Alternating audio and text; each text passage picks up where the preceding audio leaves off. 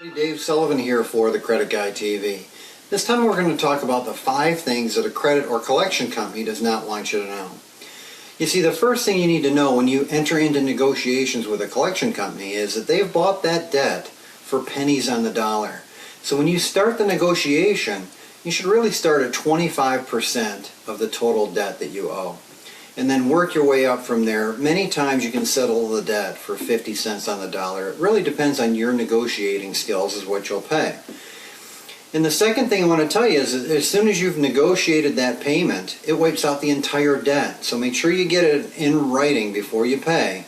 But it actually zeroes out the total debt that you've owed them.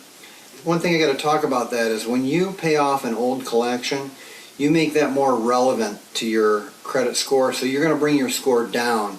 The older the collection, the more your score is going to drop down. But as time goes by, the score will gradually improve, and when that collection gets aged out to the same point, you're going to be in a much better shape than you were, and then eventually it will fall off.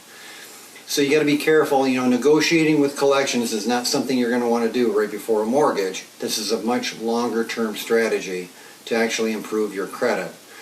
So the third thing we're going to talk about is that any payment you make re-ages the debt.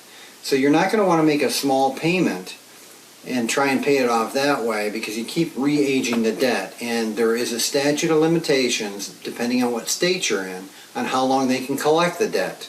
Not how long it will stay in your credit report. That's the same for everything. It's 7.5 years for collection accounts. But how long they can actually collect the debt for. And I'll have a map right below here that explains each individual state's statute of limitations on collecting the debt. So very important that if it is outside that statute of limitations, you don't really have to pay it, because they've had their time to try and collect it and they were unsuccessful.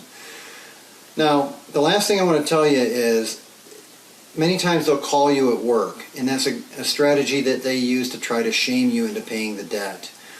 If you tell them that you're not allowed to get personal phone calls at work, they are required by law to stop. And if they don't, you can go to the state attorney's office and make a complaint, or you can go to the EFD, the Federal Trade Commission, and make a complaint with them. Those are 5 things that I wanted you to know, so hopefully that helps you out when you're dealing with collections. It's Dave Sullivan for the Credit Guy TV. So with a little bit of me, we're going to change the credit industry. Thank you.